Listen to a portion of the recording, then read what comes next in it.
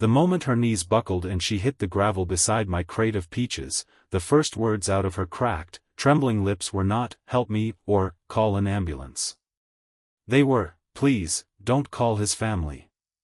I had been selling fruit at that same roadside stand for 11 years, and in all that time, nothing had ever shaken me the way those 6 whispered words did, spoken by a stranger who was bleeding from a scraped elbow and clutching her stomach like she was protecting something far more fragile than herself.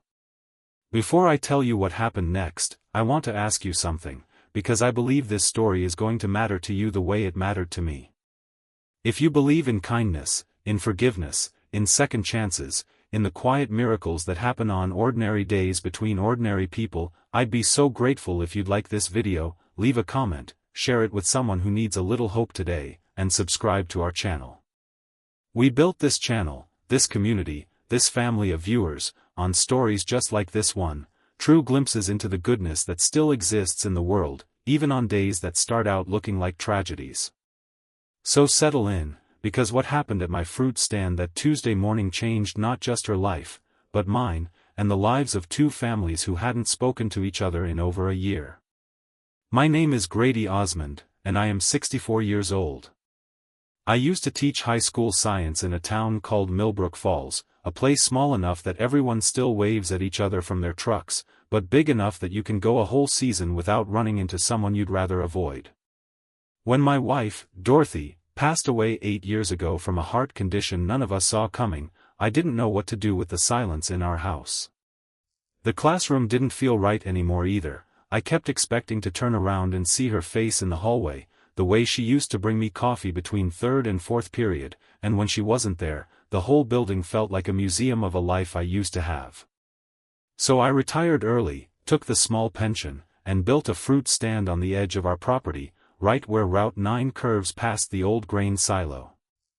I told myself it was for the extra income. The truth is, it was because I needed somewhere to go every morning that didn't remind me of losing her, and somehow, surrounded by strangers buying apples and peaches and sweet corn, I found a strange, quiet kind of peace. That Tuesday started like any other. The sky was the pale blue of early September, the kind of morning where the heat hasn't yet decided how serious it's going to be. I had just finished stacking a fresh crate of peaches, the good ones from the Hendricks orchard 2 counties over, when I noticed a woman standing near the edge of the gravel lot. She wasn't shopping. She was just standing there, one hand braced against the wooden post of my stand, swaying slightly, like a tree in wind only she could feel. I called out to ask if she was all right, and before she could answer, her legs simply gave out from under her.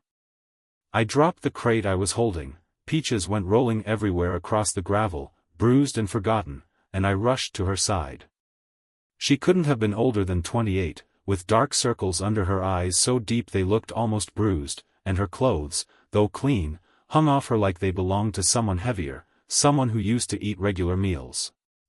Her name, I would later learn, was Meredith Calloway, though in that first terrifying minute she was only a stranger gasping for air on my gravel lot, one hand pressed protectively over her stomach, the other gripping my forearm with a strength that startled me. I told her I was calling for help, reaching for the phone in my back pocket, and that's when she said it. Her voice was barely more than breath, but it carried a desperation that stopped me cold. "Please," she said, "don't call his family." I remember kneeling there in the gravel, phone halfway to my ear, utterly confused. I didn't know who his family was. I didn't know if she meant a husband, a father, a boyfriend, or someone else entirely. All I knew was that whatever fear lived behind those words was real enough to make a woman who had just collapsed prioritize secrecy over her own safety. I told her I wasn't going to call anyone's family, I was calling an ambulance, because she needed a doctor, not a decision made on her behalf. She shook her head weakly and told me no ambulance either, not unless I wanted to bankrupt her, because she didn't have insurance anymore, not since her husband's job had ended along with everything else. It was the first crack in the mystery, the first thread I could pull. A husband. Job troubles. And underneath it all, something about his family that terrified her more than fainting alone on a stranger's gravel lot. I made a decision in that moment that I've made 100 times since teaching kids who wouldn't listen to reason, and it was this: sometimes people need you to meet them exactly where they are, not where you think they should be. So instead of arguing, I helped her sit up slowly, propped her against a hay bale I kept near the stand for customers who liked to linger, and I got her water and a wet cloth for her forehead. I didn't call anyone. Not yet. I just sat with her, the way you'd sit with a frightened animal, waiting for its breathing to slow before you make any sudden moves. It took almost 20 minutes before she could speak in full sentences. She told me her name, and I told her mine, and somewhere in that exchange of names, the tension in her shoulders eased by half a degree. She admitted she hadn't eaten a real meal in almost 2 days. She admitted she'd been sleeping in her car for the past week, parked 2 miles down the road behind the old Baptist church, because it was quiet there and nobody bothered her. And she admitted, though it clearly cost her something deep and painful to say it out loud, that she was 7 months pregnant, and that the father of her baby, her husband, Nathaniel, had died 4 months earlier in a car accident on the very same stretch of highway where I'd built my fruit stand. I didn't say anything for a long moment. I just let that sit in the air between us, because I understood, even then, that this was not a woman who wanted pity poured on her like syrup. She wanted someone to simply witness what she was carrying, without flinching, without trying to fix it too fast. So I offered her a peach instead, one of the good ones that hadn't bruised in the fall, and she held it in both hands like it was something sacred, and finally, for the first time since she'd collapsed, she cried. Over the next hour, sitting there in the shade of my little roadside stand while customers came and went, some buying corn, some just waving as they passed, Meredith told me pieces of her story, the way people do when grief has worn them down to the studs and there's no more energy left to build a polished version of events. She and Nathaniel had married against the wishes of both their families. Her own parents thought Nathaniel was too impulsive, too broke, too prone to big dreams that never quite landed. His family, the Callaways of neighboring Ashford County, believed Meredith wasn't good enough for their son, that she'd trapped him, that she was after whatever modest inheritance might come his way someday. Neither family had come to the wedding. Neither family had made peace with the marriage in the 2 years since. And when Nathaniel died, driving home late from a construction job outside of town, his truck sliding off wet pavement into a drainage ditch, both families had converged on Meredith with a grief so sharp it curdled into blame. His mother, a formidable woman named Constance Calloway, had stood over Nathaniel's casket and told Meredith, in front of half the funeral home, that if she hadn't pushed him to keep working overtime for money they didn't need, he'd still be alive. Meredith's own mother, meanwhile, had used the funeral as an occasion to remind her daughter that this was what happened when you married beneath your prospects, as if grief were a lesson in economics. Within 2 weeks of burying her husband, Meredith found herself utterly alone, 7 months into a pregnancy neither family seemed to want to claim as theirs, caught between 2 sets of relatives who agreed on nothing except that somehow, all of this was her fault. She'd tried to stay in the apartment she and Nathaniel had shared, but without his income, she couldn't make rent past the 2nd month. She sold what furniture she could. She took a part-time job at a diner in the next town over, working shifts until her feet swelled and the manager quietly suggested she take medical leave she couldn't afford to take. And when even that fell apart, she'd started living out of her car, telling herself it was temporary, telling herself she'd figure something out before the baby came, telling herself that reaching out to either family, Nathaniel's, who blamed her for his death, or her own, who blamed her for marrying him in the first place, was a humiliation she simply could not survive. I sat there on an overturned crate, listening to all of this pour out of a woman I'd known for barely 2 hours, and I felt something crack open in my own chest, something that had been closed since Dorothy died. I thought about how easy it is, in this life, to walk past someone's pain because it's inconvenient, because it's messy, because getting involved might cost us something. And I thought about Dorothy, who used to say that the whole purpose of having a full table was to make sure nobody ever had to eat alone. I told Meredith she wasn't sleeping in her car another night. She protested, the way proud, exhausted people do, insisting she didn't need charity, that she'd figure it out, that I'd already done more than enough by not calling an ambulance she couldn't pay for. But I've learned, over 64 years and countless stubborn teenagers, that sometimes the kindest thing you can do is simply refuse to take no for an answer when someone's pride is the only thing standing between them and the help they desperately need. I told her I had an empty guest room that hadn't been used since my daughter, Willow, moved out to the city 6 years ago, and that it was doing nobody any good sitting there collecting dust while a pregnant woman slept behind the wheel of a Honda Civic. I told her it wasn't charity. It was just what neighbors did, back when this country still remembered how to be neighbors. She cried again, quieter this time, and finally, she nodded. That first night, I made a simple dinner, nothing fancy, just roast chicken and vegetables from the stand, and Meredith ate like someone who had genuinely forgotten what it felt like to have a full stomach. She didn't say much, and I didn't push her to. I've found that grief needs room to breathe before it can talk, and I gave her that room, the way I wished someone had given it to me in the months after Dorothy passed, when well-meaning friends kept trying to fill my silence with advice I wasn't ready to hear. Over the following days, a rhythm formed between us that neither of us planned but both of us needed. Meredith started helping at the fruit stand in small ways, arranging the display baskets, chatting with customers, handling the cash box while I hauled crates from the truck.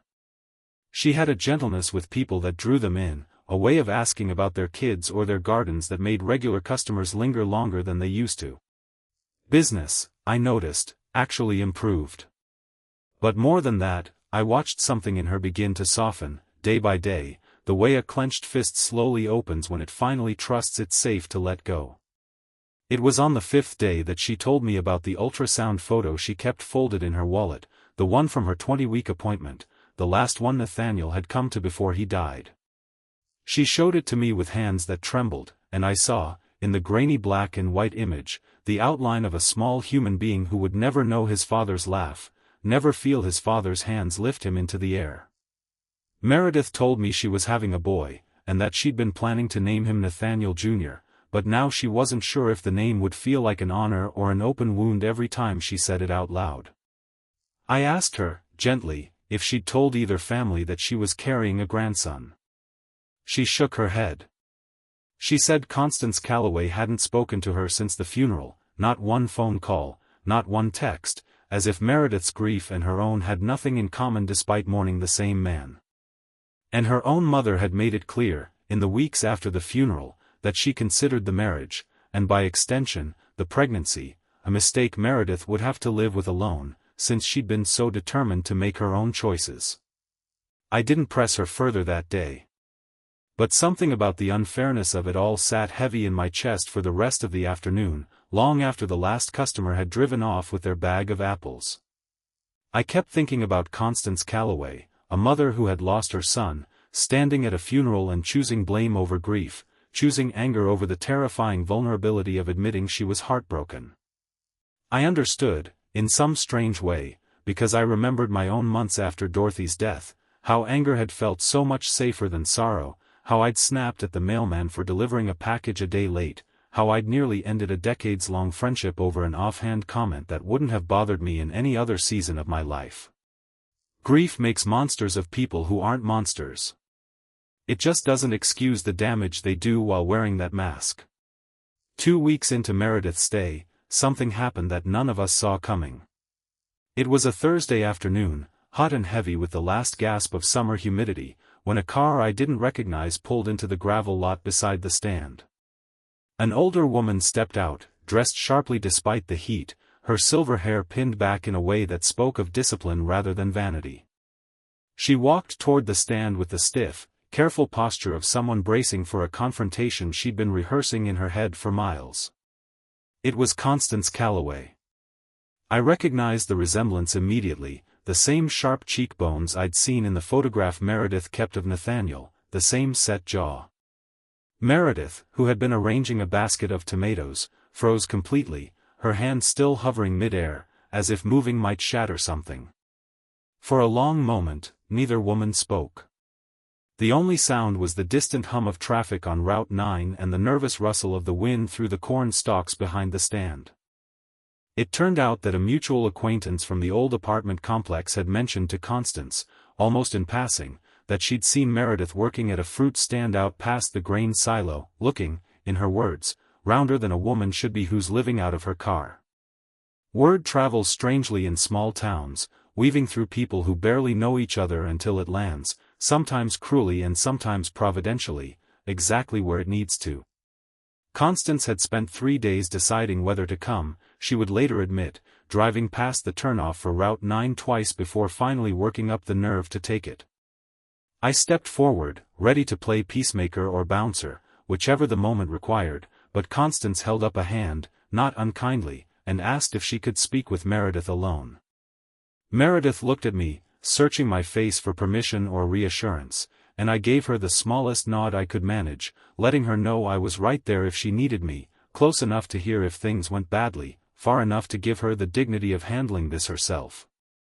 I busied myself restocking the peach display, close enough to overhear fragments carried on the wind, though I want to be honest and say I've pieced together most of what was actually said from what Meredith told me later, once the dust had settled and she trusted me enough to relive it. Constance began, apparently, not with an apology but with an accusation, old habits dying hard even in the face of new information. She asked why Meredith hadn't told her about the pregnancy sooner, as though the silence between them had been entirely one-sided. Meredith, to her enormous credit, didn't collapse into old patterns of appeasement. She told Constance, with a steadiness that surprised even herself, that she hadn't reached out because the last time they'd spoken, Constance had told her, in front of dozens of mourners, that she was responsible for Nathaniel's death. She told Constance that grief didn't give anyone the right to weaponize blame against the one other person in the world who missed him just as much. There was a long silence after that. I stopped pretending to arrange peaches and simply stood there, holding my breath along with, I imagine, the entire universe. And then Constance Calloway, a woman who had built her whole life around composure and control, did something Meredith said she never expected to see. She began to cry, right there in the gravel lot, her shoulders shaking with a grief 4 months in the making, finally given permission to exist.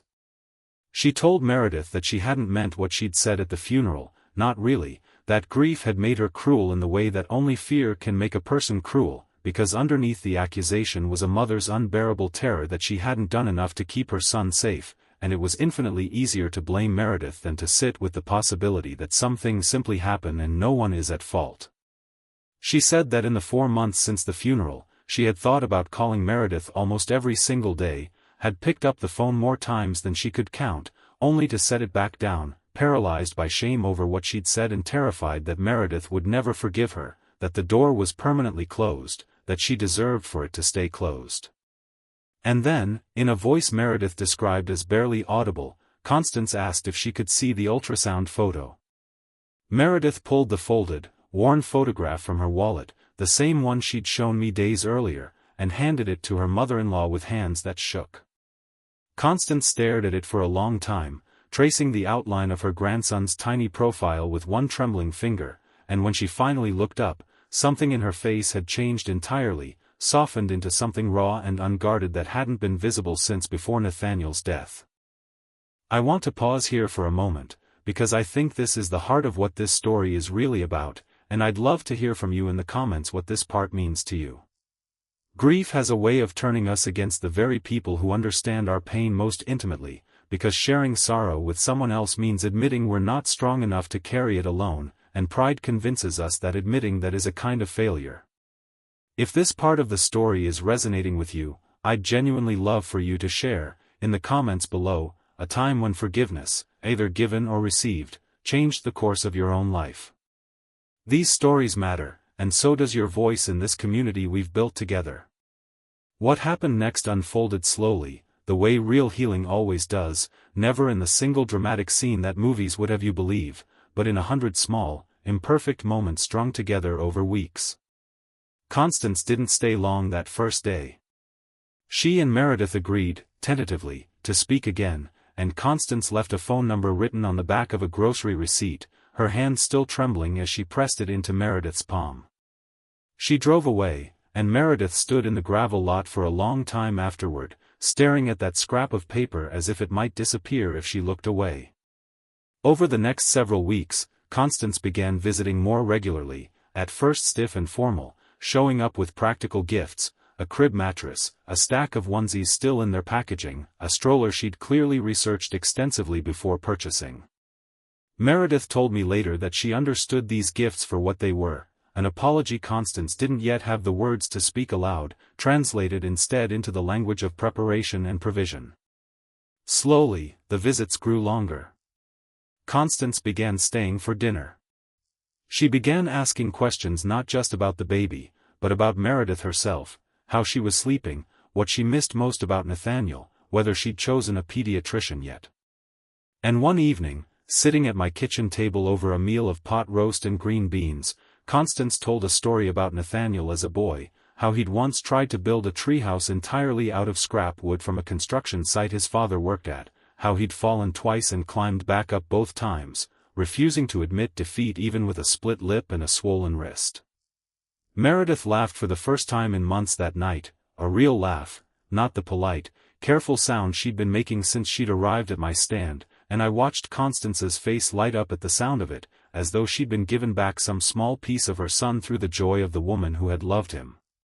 But healing, as anyone who has lived through real grief knows, is rarely a straight line, and there was still the matter of Meredith's own mother, a woman named Ruth Fairweather, who had not called, had not visited, had not so much as sent a text message in all the months since the funeral. Meredith spoke about her rarely, and when she did, her voice took on a different quality than when she spoke about Constance, not the raw wound of a recent conflict, but the older, deeper ache of a rift that had been forming for years, since long before Nathaniel had ever entered the picture. Meredith told me, one quiet evening while we shelled peas on the back porch, that her mother had never approved of much of anything she'd done, not her choice of college, not her choice of career, and certainly not her choice of husband. Ruth Fairweather believed deeply in a version of success that involved financial security above all else, and Nathaniel, with his construction job and his big, unrealized dreams of someday starting his own contracting business, had never fit that mold.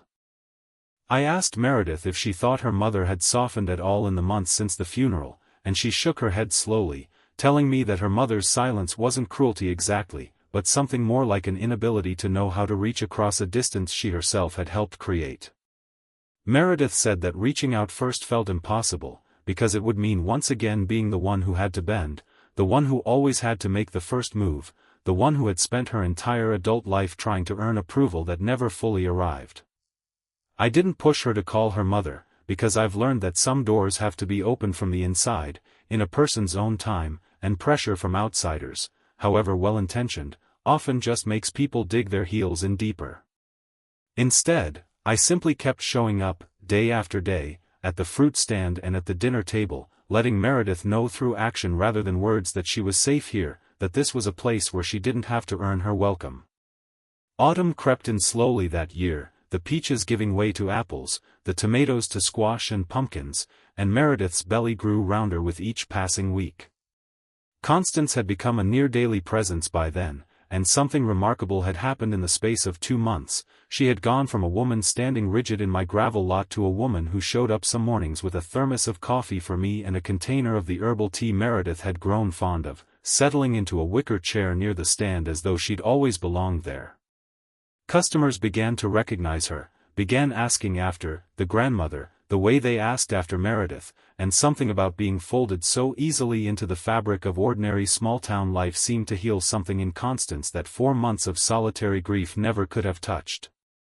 It was in late October, with the baby due in just under 3 weeks, that the second turning point of this story arrived, and it came from a direction none of us expected. I received a phone call one Sunday afternoon from a woman who introduced herself, somewhat hesitantly, as Ruth Fairweather. She told me she'd gotten my number from an old family friend who still kept in touch with Meredith's cousin, and she asked, in a voice that carried the particular strain of someone unused to admitting vulnerability, whether it would be all right if she came by the following week. I asked her, as gently as I knew how, why she was calling me instead of calling Meredith directly, and there was a long pause on the line before she answered. She told me that she was afraid Meredith would hang up on her, and that somehow, calling a stranger who had apparently taken her daughter in felt like a safer first step than risking direct rejection from her own child. I understood that fear more than I let on, because I remembered my own daughter Willow and I going 18 months without speaking after an argument neither of us handled well following Dorothy's death, both of us too proud, too wounded, too afraid of being turned away to make the first call.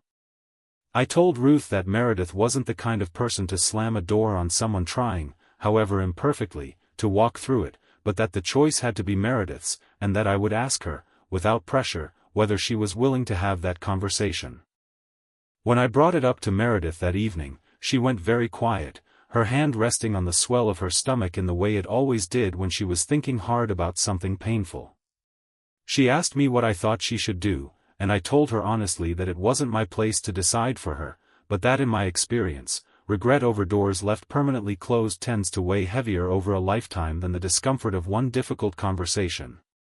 I told her about Willow, about the year and a half we'd lost to stubbornness and hurt feelings, and how the eventual phone call, made finally by me, at 2 a.m, unable to sleep, dialing her number before I could talk myself out of it, had turned out to be the single most important call of my life since Dorothy passed.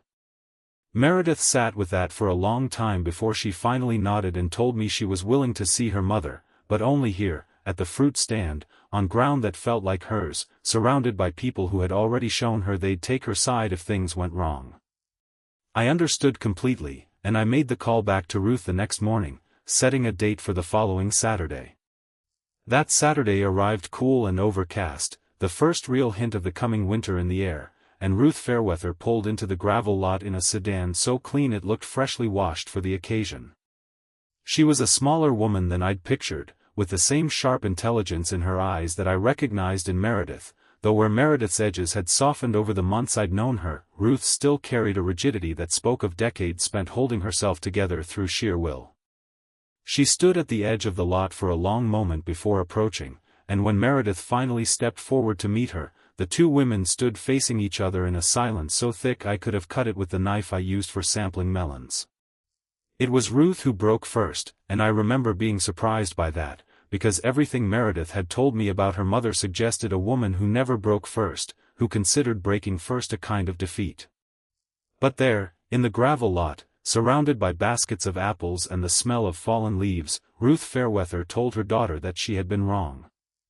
Not wrong about worrying, she clarified, because a mother's worry was simply love wearing an uncomfortable disguise, but wrong about how she'd expressed that worry, wrong to have let disapproval calcify into distance, wrong to have let 4 months pass without reaching out to a daughter who was pregnant and grieving and, as far as Ruth had known, entirely alone in the world. Meredith didn't respond right away. I watched her jaw tighten, watched old wounds flicker across her face, years of feeling like she was never quite enough compressed into the seconds of that silence. And then she asked her mother, in a voice that shook only slightly, why it had taken her this long, why a phone call to a stranger's number had been easier than simply picking up the phone and calling her own daughter directly. Ruth's answer, when it came, was one of the most honest things I've ever heard a parent say to a child. She admitted that pride had kept her silent, yes, but underneath the pride was something rawer, a fear that if she called and Meredith rejected her, it would confirm every doubt she'd ever secretly harbored about whether she'd been a good enough mother, whether her own critical nature had driven her daughter away for good. She said that avoiding the call had felt, in some twisted way, safer than risking confirmation of her own worst fear. I think that's the moment I understood something essential about families, something I wish I'd understood decades earlier, before Dorothy died, before Willow and I lost our 1.5 years to silence. So much of the estrangement we carry in our closest relationships isn't built from a lack of love, but from love tangled up so thoroughly with fear that we can no longer tell the two apart. We protect ourselves from vulnerability by choosing distance, and then we mistake that distance for evidence that the love was never real to begin with, when really, it was just love wearing armor it didn't know how to take off. Meredith and Ruth talked for almost 2 hours that afternoon, sitting on the same hay bale where Meredith had first collapsed months earlier, and though I gave them privacy for most of it, I could see from a distance the way their postures gradually softened, the way Ruth reached out at one point to touch Meredith's belly, hesitant at first, then with the kind of tenderness I imagined she'd wanted to show all along but never quite knew how to access. By the time Ruth left that evening, promising to return the following week, both women had tears drying on their cheeks and something new and fragile blooming between them, not fully healed, not erased of years of hurt, but alive again in a way it hadn't been in a very long time. If this part of the story is touching something in you, I want to gently pause and ask, before we get to the ending, because I think this next part deserves its own breath, what would you say, right now, to someone in your own life that you've let distance grow between out of fear or pride? I'd be so moved if you shared that in the comments. This channel, this community we've built together, exists because stories like this one remind us that it's never too late to reach back across the distance we've created, and your words in the comments become part of that reminder for someone else who might need it today. The weeks that followed brought a kind of quiet, cautious joy to the fruit stand that I hadn't felt there since before Dorothy died.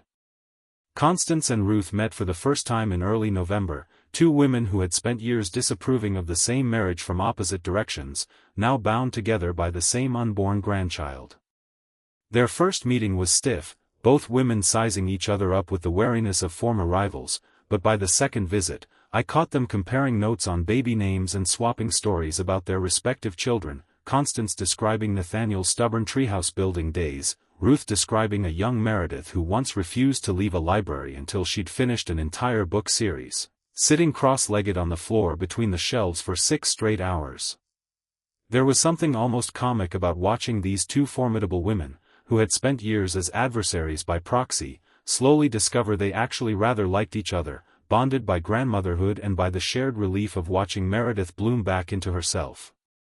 Meredith's due date arrived on a crisp morning in mid-November, and true to the drama of childbirth, the baby had other plans, arriving 4 days late on a Thursday afternoon while I was in the middle of restocking a delivery of late-season pumpkins.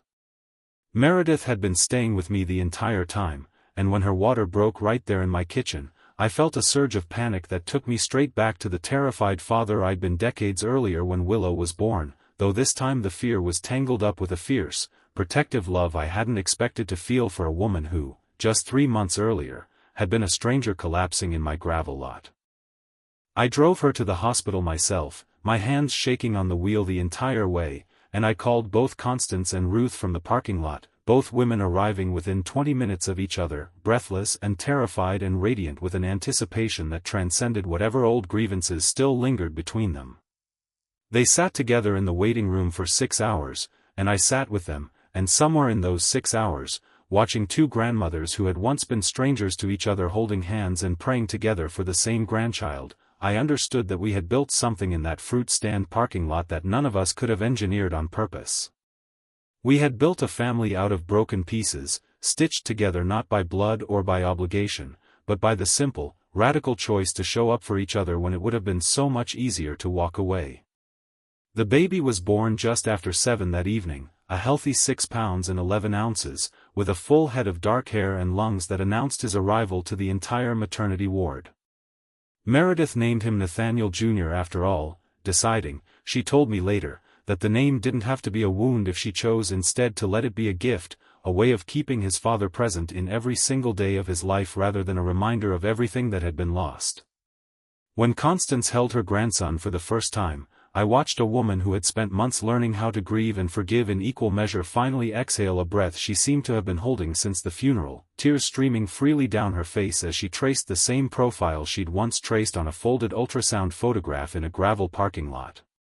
I want to tell you honestly that not everything was perfectly resolved in that hospital room, because real life rarely wraps itself up that neatly, and I think stories that pretend otherwise do a disservice to anyone actually walking through grief and estrangement in their own lives. There were still awkward silences between Constance and Ruth in the weeks that followed, still moments where old wounds flared up unexpectedly over disagreements about visiting schedules or parenting opinions neither of them had any real right to weigh in on. Meredith still had hard days, days when the absence of Nathaniel hit her so hard she could barely get out of bed, days when holding her infant son only sharpened the grief of knowing his father would never see him take his first steps or hear his first words. Healing, I've learned, isn't a door that closes behind you once you walk through it. It's a garden you have to keep tending, season after season, sometimes with very little to show for your effort beyond the simple fact that you're still showing up. But something had shifted permanently, something none of us could have predicted on that Tuesday morning when Meredith collapsed among my peaches.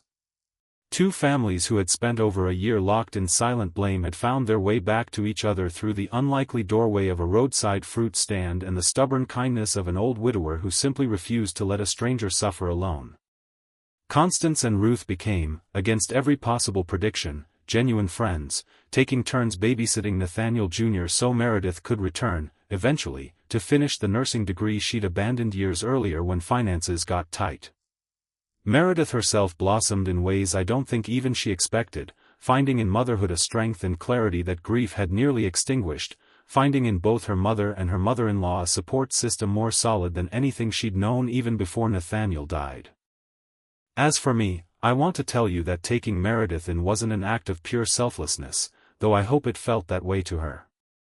The truth is, in helping her heal, I found pieces of my own healing I hadn't realized I was still missing. Having a young family fill my quiet house again, hearing a baby's laughter echo through rooms that had been silent since Dorothy passed, gave me back a sense of purpose I thought I'd buried along with my wife 8 years earlier. And it did something else too. It finally pushed me to make that 2 a.m. phone call to Willow, the one I'd been avoiding out of my own stubborn pride, and though our reconciliation is its own long story for another day, I can tell you that watching Constance and Ruth find their way back to Meredith gave me the courage to stop being so afraid of my own daughter's rejection and simply reach out, the way I'd encouraged Meredith and her mother to do. Meredith still lives nearby, close enough that she brings Nathaniel Jr. to the fruit stand most weekends, and there's something about watching that little boy toddle between the crates of apples and pumpkins, reaching chubby hands toward whatever fruit catches his eye, that feels like a small, ongoing miracle every single time I see it. Constance and Ruth still visit separately most weeks, but they've taken to coordinating their trips around holidays, and last Thanksgiving, for the first time, both families sat down together at the same table, passing dishes and sharing stories about Nathaniel, laughing more than crying, though there was room enough at that table for both. Before I close this story, I want to ask you something, because I think the lesson sitting at the heart of everything I've just shared deserves your voice, not just mine. If you've ever let pride or fear keep you from reaching out to someone you love, or if you've ever been the person waiting for someone else to make the first move, I'd be so grateful if you shared that in the comments below. Tell us about the phone call you're still working up the courage to make, or the one you finally made that changed everything. Our community exists because of stories like these, shared honestly, without polish, because that honesty is what actually helps people find their way back to each other. If this story touched your heart even a little, please take a moment to like this video, leave a meaningful comment about what this story meant to you, share it with someone in your life who might need a reminder that it's never too late for forgiveness, and subscribe to our channel so you never miss another one of these true, emotional journeys. We tell these stories because we believe, deeply, that kindness between strangers and forgiveness between family members are two of the most powerful forces still alive in this world, even when it feels, some days, like the world has forgotten how to be gentle with itself. Meredith once told me, sitting on that same hay bale where she'd first collapsed, that the 6 words she whispered to me that morning, "Don't call his family," had felt, in that moment, like the only thing standing between her and total collapse. A wall built out of fear and shame and months of feeling unwanted by the very people who should have loved her most. She told me that if I had ignored her, if I had simply called an ambulance and let strangers in uniforms take over, treating her like a medical case rather than a frightened, grieving human being, she doesn't know if she would have ever found her way back to either family at all. Sometimes, she said, all it takes to change the entire trajectory of someone's life is one person willing to sit down in the gravel beside them and simply listen. I think about that a lot these days, tending my fruit stand through the changing seasons, watching families come and go, buying apples and corn and peaches, none of them knowing the quiet miracle that unfolded right there in that gravel lot not so long ago. I think about how close I came to simply calling for help and letting the professionals handle it, the way any reasonable person might have, and how much would have been lost if I had. I think about Constance and Ruth, 2 women who spent a year building walls out of grief and pride, finally choosing, in their own imperfect ways, to tear those walls down. And I think about little Nathaniel Jr., growing up surrounded by 2 grandmothers who love him fiercely, a mother who fought her way back from the edge of collapse, and an old widower who found, in a stranger's desperate whisper, the very thing he didn't know he was still searching for himself, a reason, once again, to believe that families, even the broken ones, even the ones that seem beyond repair, can find their way home. Thank you for staying with me through this story, and thank you for being part of this community that believes, the way I do, that kindness offered freely to a stranger can ripple outward in ways none of us can ever fully predict. If you believe, like I do, that second chances are worth fighting for, please like this video, share it with someone who needs to hear it today, leave your comment below, and subscribe to our channel, because there are so many more stories like this one still waiting to be told, and I would be honored to have you here with us for every single one of them.